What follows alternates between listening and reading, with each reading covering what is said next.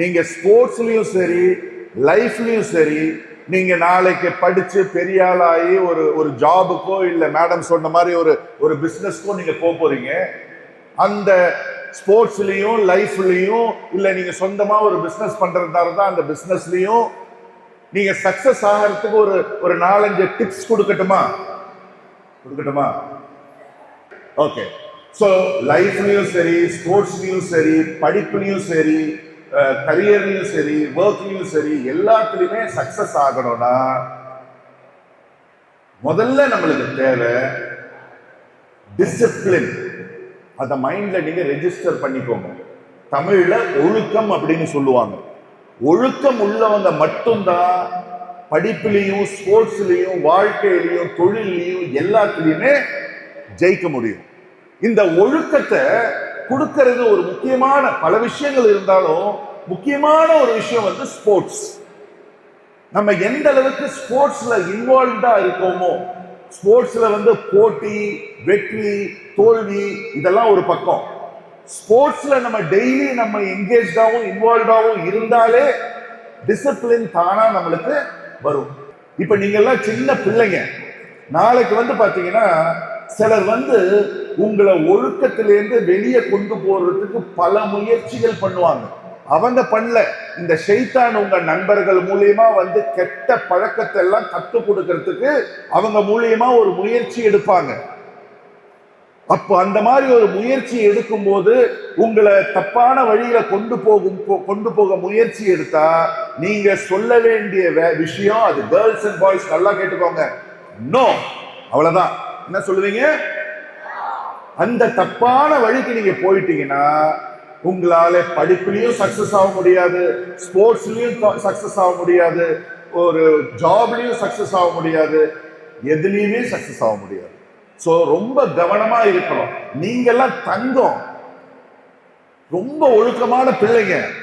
ஆனா வெளியே நிறைய ஒழுக்கம் இல்லாத பிள்ளைகள் இருக்காங்க. அவங்க உங்ககிட்ட வந்து தப்பான விஷயங்களை கற்றுக் கொடுக்கறதுக்கு பல வாய்ப்புகள் இருக்கு. அதாவது உண்மையான போதை எது தெரியுமா? சிகரெட் பிடிக்கிறதோ இல்ல குடிக்கிறதோ இல்ல கஞ்சா அடிக்கிறதோ இல்ல இன்ஜெக்ஷன்ல குத்துறதோ எல்லாம் கிடையாது. உண்மையான போதை ஒரு ஸ்போர்ட்ஸ்ல பயிற்சி எடுத்து உங்களுடைய கோச் சொல்லி கொடுக்கிற மாதிரி கஷ்டப்பட்டு உடம்பு வலிக்க பயிற்சி எடுத்து அந்த போட்டியில கலந்துகிட்டு ஜெயிக்கும் போது ஒரு போதை வரும் பாருங்க, அதுதான் உண்மையான போதை.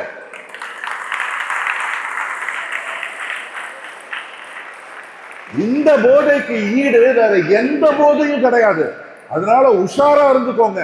யாராவது வந்து உங்ககிட்ட தப்பான விஷயத்தை புகுத்த பார்த்தாங்கன்னா இதை ட்ரை பண்ணி பாரு, சூப்பரா இருக்கும், இதை ட்ரை பண்ணி பாரு, ஜாலியா இருக்கும் அப்படின்லாம் சொன்னா நீங்க என்ன சொல்லணும்? சத்தமா சொல்லுங்க. கேட்கல? அவ்வளவுதான். நோ. நோனா நோ. ட்ரை கூட பண்ணக்கூடாது, அந்த பக்கமே போக கூடாது, அந்த மாதிரி ஆட்கள் கூட சேரவே கூடாது. இது நம்பர் 1 டிசிப்ளின். நீங்க மட்டும் ஒழுக்கமா வாழ்க்கையில இருந்துட்டீங்கன்னா, இப்பவே ஆரம்பிச்சிட்டீங்கன்னா சக்சஸ் வந்து உங்களை தேடி வரும். ஸ்போர்ட்ஸ்லயும் நீங்க ஜெயிச்சிருவீங்க, ஸ்டடீஸ்லயும் நீங்க ஜெயிச்சிருவீங்க, பிசினஸ் ஒர்க் எதுல அடுத்தது நாளைக்கு நீங்க என்ன படிக்கணும்னு ஆசைப்படுறீங்களோ எல்லாமே நீங்க பண்ண முடியும். ஏன்னா நீங்க நல்ல அறிவாளிகள், நீங்க நல்ல திறமசாலிகள். ஆனா இந்த டிசிப்ளின் இல்லாததுனால திறமை, அறிவு எல்லாமே வீணா போயிடும். இரண்டாவது கன்சிஸ்டன்சி. என்ன சொல்லுங்க? கன்சிஸ்டன்சி. எதை நீங்க பண்ணாலும் விடாம பண்ணணும். ஒரு நாள் 2 நாள் நீங்க விளையாடிட்டு 1 மாசம் விளையாடலன்னா எப்படி உங்களால சாம்பியன் ஆக முடியும்? டெய்லி கொஞ்ச நேரம் கூட கொடுங்க, தப்பில்லை. ஆனா தினமும் கொடுங்க. விடாம விடாம விடாம விடாம விடாம விடாம விடாம விடாம நீங்க பயிற்சியில ஈடுபடும் போதுதான் எந்த ஒரு விஷயத்திலையும் நீங்க சாம்பியன் ஆக முடியும், சூப்பர் ஸ்டார் ஆக முடியும். அப்ப நம்மளுக்கு 2வது விஷயம் என்ன ரொம்ப முக்கியம்? என்னதுங்க? 2வது விஷயம் விடாமுயற்சி. ஆங்கிலத்துல கன்சிஸ்டன்சி அப்படின்னு சொல்லுவாங்க. சோ முதல் விஷயம் என்ன சொல்லுங்க பார்க்கலாம் எல்லாரும்? டிசிப்ளின். இதுதான் ஒருத்தரை ஜெயிக்க வைக்கிறது. டிசிப்ளினா இருக்கிறவங்க தோத்ததும் இல்லை, டிசிப்ளின் இல்லாதவங்க ஜெயிச்சதும் இல்லை. 2வது விடாமுயற்சி. மூணாவது focus. This is also equally very very important. நீங்க பல கேம்ஸ் ஆடுனீங்கன்னா, ஆடுங்க வேணான்னு சொல்லல, பல கேம்ஸ் ஆடுனீங்கன்னா எதுலையுமே உங்களால சாம்பியன் ஆக முடியாது. நீங்க உங்க கோச் கிட்டயும் உங்க பேரண்ட்ஸ் கிட்டயும் கேளுங்க, எந்த கேம் நான் சூஸ் பண்றதுன்னு. அந்த கேம்லயே நீங்க ஃபோக்கஸ்டா உங்களுடைய எஃபோர்ட், டைம், பயிற்சி எல்லாத்தையுமே அதுலயே கொடுங்க. இப்ப இந்த ஒரு எக்ஸலண்டான ஸ்போர்ட்ல நீங்க இருக்கீங்க, இன்னைக்கு ஆட போறீங்க. இந்த ஸ்போர்ட்லயே நீங்க பெரிய பெரிய சாதனைகள் படைக்கலாம். இந்த ஸ்போர்ட் உங்களுக்கு உங்களுடைய ஃபியூச்சருக்கு ரொம்ப ஹெல்ப் பண்ணும்.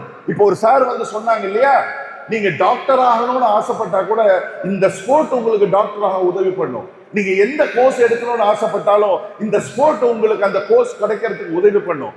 உங்களுக்கு என்ன ஜாப் வேணாலும் இந்த ஸ்போர்ட் உங்களுக்கு அந்த ஜாப் கிடைக்கிறதுக்கு உதவி பண்ணும். ஸோ அதுக்கு ஃபோக்கஸ். நீங்க கிரிக்கெட் தான் ஆடணும்னு அவசியம் கிடையாது, ஃபுட்பால் தான் ஆடணும்னு அவசியம் கிடையாது. திஸ் ஸ்போர்ட், இப்ப நீங்க ஆடுற ஸ்போர்ட் கிரிக்கெட்டுக்கும் ஃபுட்பாலுக்கும் வாலிபாலுக்கும் டென்னிஸ்க்கும் எந்த விதத்திலையும் குறைஞ்சது கிடையாது. இன்னும் சொல்ல போனா இந்த எல்லா கேம்ஸை விட பெட்டர் கேம் தான் நீங்க இப்ப ஆடிட்டு இருக்கிறீங்க. அதுக்கு ஒரு கைத்தட்டல் கொடுக்க வேணாமா? மூணாவது விஷயம் என்ன நான் சொன்னேன், ஃபோக்கஸ். வேற பல விஷயங்கள்ல உங்களுடைய சிந்தனையை நீங்க சிதறீங்கன்னா எதுலையுமே சாம்பியன் ஆக முடியாது. இதுலயே ஆடுங்க, இதுலயே இருந்து டெய்லி பிராக்டிஸ் பண்ணுங்க, நீங்க டெஃபினட்டா பெரிய லெவலில் சக்சஸ் ஆவீங்க. நாலாவது விஷயம், எந்த ஒரு ஸ்போர்ட்டா இருந்தாலும் எந்த ஒரு ஒர்க்கா இருந்தாலும் அதை நீங்க சீரியஸா எடுத்து நீங்க பண்ணீங்கன்னா மட்டும்தான் அதுல நீங்க பெரிய அளவில் சக்சஸ் பண்ண முடியும். So you have to take your sport, your game very very very very seriously. சீரியஸா எடுக்கணும்.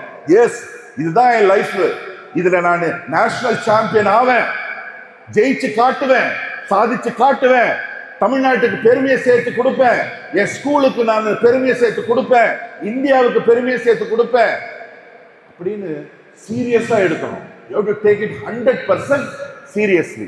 அஞ்சாவது கடைசியானது ஹார்ட் ஒர்க். யார் அதிகமான உழைப்பை போடுறாங்களோ அவங்களால தான் அது எந்த ஸ்போர்ட்டா இருந்தாலும் ஜெயிக்க முடியும். அதிகமான பயிற்சி, அதிகமான உழைப்பு, உடம்பு டயர்ட் ஆயிரணும். சும்மா 10 நிமிஷம் சும்மா ஜாலி டைம் பாஸ்க்கு ஆடுறது வேற. நீங்க இதை ஒரு ப்ரொஃபஷனா எடுத்துக்கிட்டீங்கன்னா, ப்ரொஃபஷனலா நீங்க விளையாடுறீங்கன்னா you have to give 100% hard work.